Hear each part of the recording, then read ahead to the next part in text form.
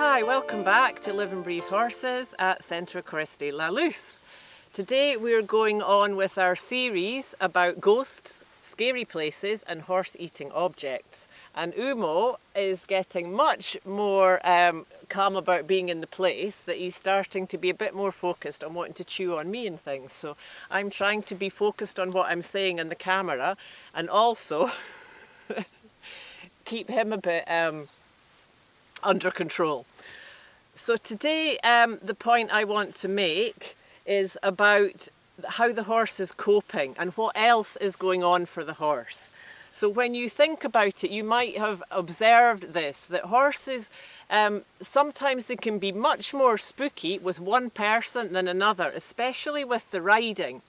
So when the horse, for example, gets a spook at something, they're scared of something. Now, how they're going to react to that is very much about how they can cope with what else is going on for them at that moment. So if they're completely feeling safe and secure and calm, then they can cope with it.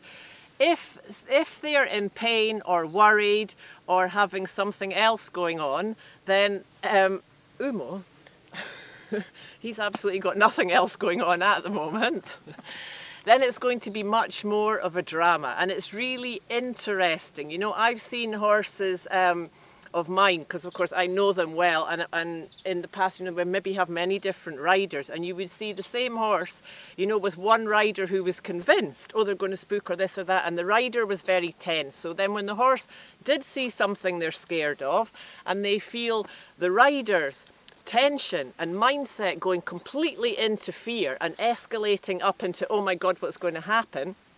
The reaction of the horse is just another world than if the rider is completely calm. So the horse might see something or something might happen that spooks them, but they can cope with it when everything else in their world is all right.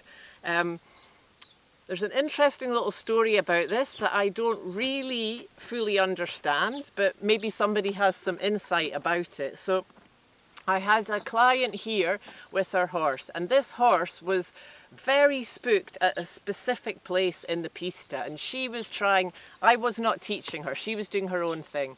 And she was trying everything she could to get the horse to calmly go past this specific place on the fence. And it just was not. And in the end, she said, right, that's it. I'm giving up for now. I'm going to leave him tied up to the fence and go away and have lunch. So she did. She tied him up to the fence and off she went.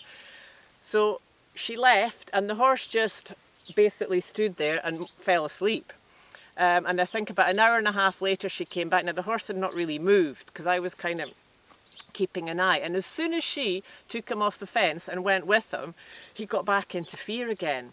So was that her frustration and anger, and that was making that a scary thing? What was the whole thing about?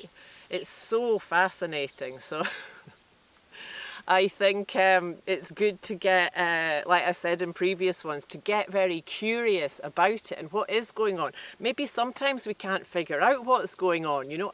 I had a thing with Galileo because he can get off the scale spooky about things one day, and I just thought, I just don't know what is going on with this at all. And he was just every time, and I thought, you know, let's just use this to practice our half pass and our sidey ways. So you'd come round a corner, you'd look at the fence. I was like, okay, just keep straight, and we're just going to sidey ways over there because that's where he wanted to go anyway. I thought we'd just take advantage of it.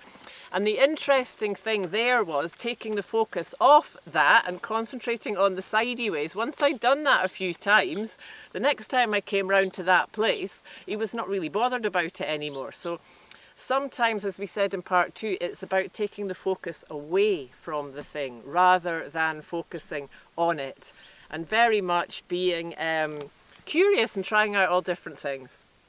So thank you for being here with us today. Look forward to see you in the next part, and keep on tuning into the light.